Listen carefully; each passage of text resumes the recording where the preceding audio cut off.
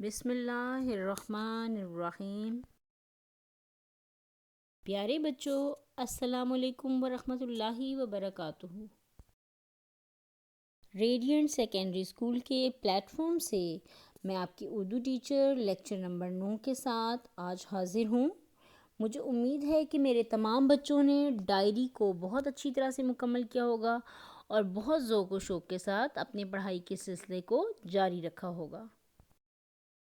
بیٹا، آج ہم مکالمہ نویسی میں جو عنوان پڑھنے جا رہے ہیں وہ ہے تاریخ پاکستان۔ اردو قواعد و انشاء کا صفحہ نمبر 77 کھول کے بیٹا اپنے سامنے رکھ لیجئے۔ اب ہمارا ٹاپک ہے تاریخ پاکستان۔ جیسے کہ پچھلے لیکچر بھی میں نے آپ کو بتایا تھا کہ بیٹا جو بریکٹ ہوتی ہے اس کے اندر جو سچویشن لکھی ہوئی ہوتی ہے وہ حالیہ کرنٹ سچویشن ہوتی ہے، بتائی جاتی ہے، ٹھیک ہے بیٹا۔ لیڈ پینسل ہاتھ میں رکھیے تاکہ مشکل الفاظ کے معنی لکھ سکیں، اور ہائی لائٹر بھی تاکہ مین پوائنٹس کو ہائی لائٹ کر سکیں۔ مکالمے کی طرف بڑھتے ہیں ہم بیٹا۔ سب سے پہلے دیکھیے کہ کون ہیں کریکٹرز، کون ہیں۔ اس میں ایک استاد ہیں، اس کے بعد آگے اسٹوڈنٹس ہیں، ٹھیک ہے۔ ان کے درمیان گفتگو ہے اور سوال و جواب کا سلسلہ ہے۔ کس کے بارے؟ تاریخ پاکستان کے بارے۔ استاد صاحب سوال پوچھتے ہیں، کس سے؟ انس سے۔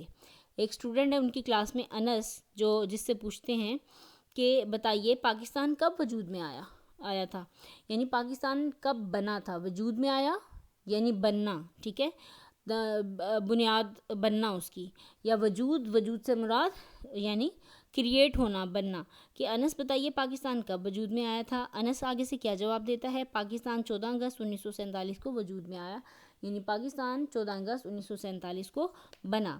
استاد صاحب کیا کہتے ہیں؟ سب سے پہلے سوال پھر پوچھتے ہیں کہ سب سے پہلے بر صغیر پاک و ہند میں اسلامی سلطنت کی بنیاد کس نے رکھی تھی، یعنی پاک و ہند سے مراد پاکستان اور ہندوستان، یعنی بر صغیر پاکستان اور ہندوستان جو مل کر ایک بر اعظم بنتا ہے۔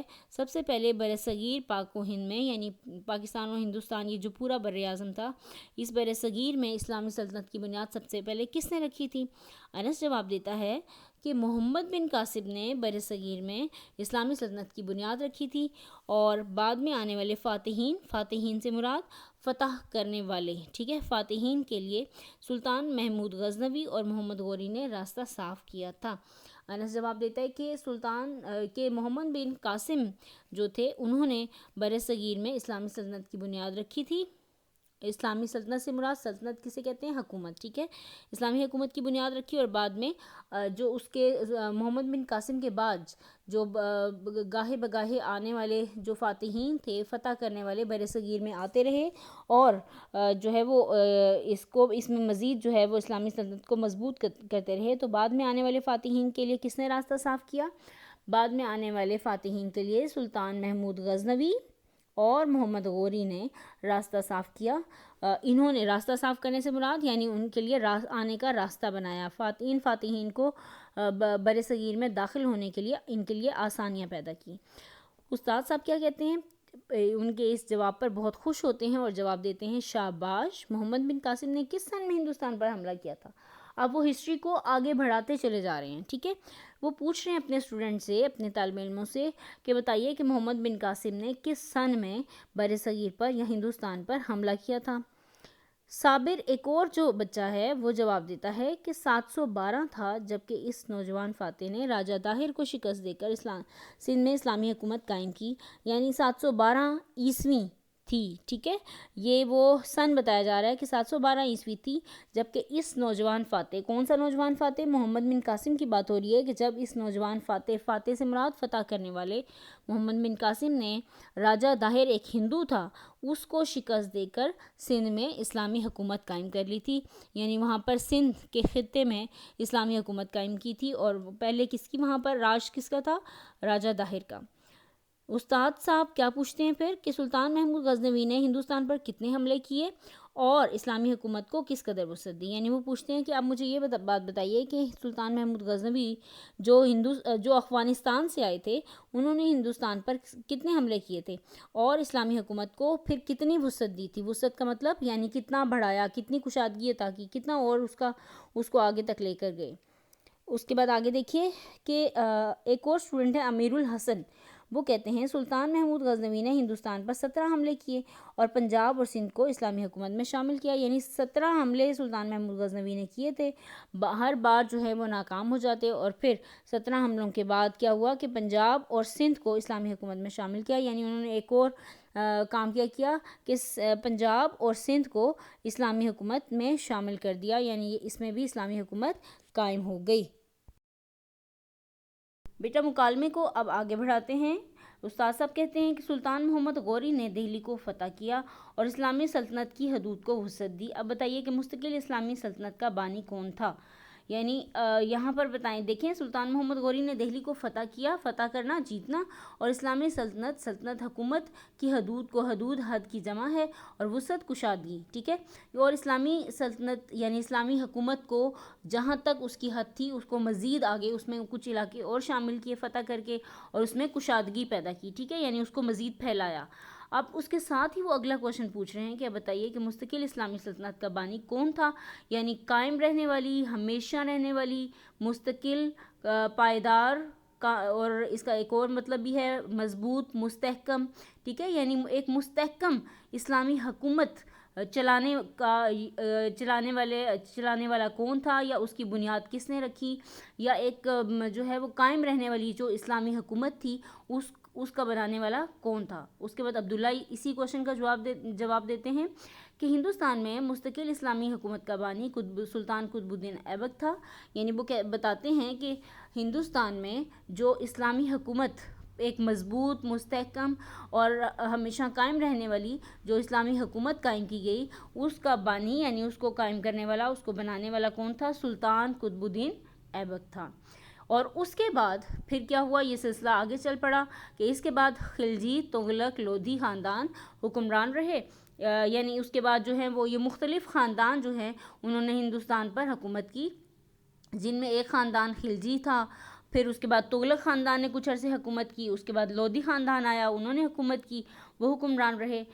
اس کے بعد استاد صاحب ایک اور کوشچن پوچھتے ہیں کہ مغلیہ خاندان کا بانی کون تھا؟ یعنی جو مغل خاندان جس نے 1000 سال جو ہے وہ حکومت کی ہندوستان کے اوپر، تو ان مغلیہ خاندان کا بانی کون تھا؟ یعنی مغلیہ خاندان کو بنانے والا کون تھا، اس کی بنیاد رکھنے والا کون تھا، اور اس کے مشہور حکمرانوں کے نام بتائیے، یعنی جنہوں نے اتنا لمبا عرصہ وہاں پر رول کیا، جہاں پر اتنے لمبا عرصہ انہوں نے حکومت کی، اس کے مشہور حکمران کون سے تھے، ان کا نام بتائیے۔ تو محمود الحسن ایک اور اسٹوڈنٹ ہیں جو نام بتا رہے ہیں، اس کوشچن کا آنسر دے رہے ہیں کہ مغلیہ خاندان کے بانی یعنی مغلیہ خاندان کی بنیاد رکھنے والے کون تھے؟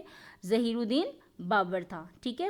ظہیر الدین بابر سے مغلیہ خاندان کی حکومت سٹارٹ ہوتی ہے، اور اس کے بعد اس خاندان کے مشہور حکمران کون تھے؟ اس خاندان کے مشہور حکمران ہمایوں، پھر اس کا بیٹا اکبر، پھر اس کا بیٹا جہانگیر، پھر اس کا بیٹا شاہ جہاں، اور پھر اورنگزیب، اور اس کے بعد آخری مغل بادشاہ جو ہیں وہ بہادر شاہ ظفر ہیں، ٹھیک ہے۔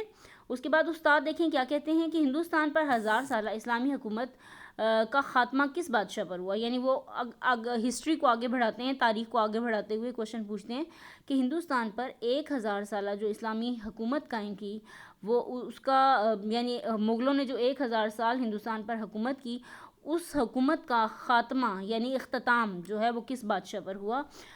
مقصود احمد ایک جو اسٹوڈنٹ ہیں شاگرد ہیں، وہ بتاتے ہیں کہ ہندوستان میں مسلمانوں کی 1000 سالہ حکومت بہادر شاہ ظفر پہ ختم ہوئی اور انگریز ہندوستان کے حاکم ہو گئے۔ بیٹا یہ تو آپ لوگوں کو بھی پتہ ہوگا کہ آخری مغل بادشاہ کون تھے؟ بہادر شاہ ظفر تھے، یعنی 1000 سال ایک لمبا عرصہ حکومت کرنے کے بعد مغل خاندان کی جو حکمرانی ہے وہ بہادر شاہ ظفر پر ختم ہوئی، اور ایک سازش کے تحت انگریزوں نے ہندوستان پر قبضہ کر لیا اور اس کے حاکم بن گئے، یعنی اس پہ حکمران بن گئے۔ اس کے بعد دیکھیے استاد کیا کہتے ہیں، پاکستان کس طرح قیام پذیر ہوا، کس طرح سے قائم ہوا، ٹھیک ہے۔ طاہر شہزاد کہتے ہیں کہ برصغیر پاک و ہند میں مسلمانوں کی حالت نہایت ابتر ہو گئی تھی، بہت خراب، بہت بری ہو گئی تھی۔ انگریز اور ہندو دونوں مسلمانوں پر مظالم کے پہاڑ توڑ رہے تھے۔ مظالم کے پہاڑ توڑنا یعنی بہت سخت جو ہے ظلم کرنا۔ علامہ اقبال نے قوم کو جھنجھوڑا یعنی ہلایا، اور پاکستان کا نظریہ سوچ، خیال یعنی پاکستان کا خیال پیش کیا، جسے قائد اعظم محمد علی جناح کی شبانہ روز محنت یعنی شب و روز کی محنت، رات دن کی محنت اور جدوجہد نے انگریز اور ہندو کو شکست دے کر قائل کر لیا، آمادہ کر لیا کہ پاک و ہند کے وہ علاقے، یعنی پاک و ہند کے وہ علاقے جن میں مسلمانوں کی اکثریت ہے، زیادتی ہے، جہاں پر زیادہ مسلمان رہتے ہیں، پاکستان کے نام سے آباد ہوں. اور چنانچہ 14 اگست 1947 کو پاکستان کے قیام کا اعلان ہوا اور قائد اعظم پاکستان کے پہلے حاکم مقرر ہوئے. بیٹا یہاں پر مکالمہ مکمل ہو گیا. بیٹا مجھے امید ہے کہ آج کا مکالمہ تاریخ پاکستان آپ سب کو بہت اچھی طرح سے سمجھ آ گیا ہوگا. بیٹا بیسیکلی تاریخ پاکستان کی ہسٹری، یعنی جس کی بنیاد پر پاکستان کو حاصل کرنے کا مطالبہ پیش کیا گیا.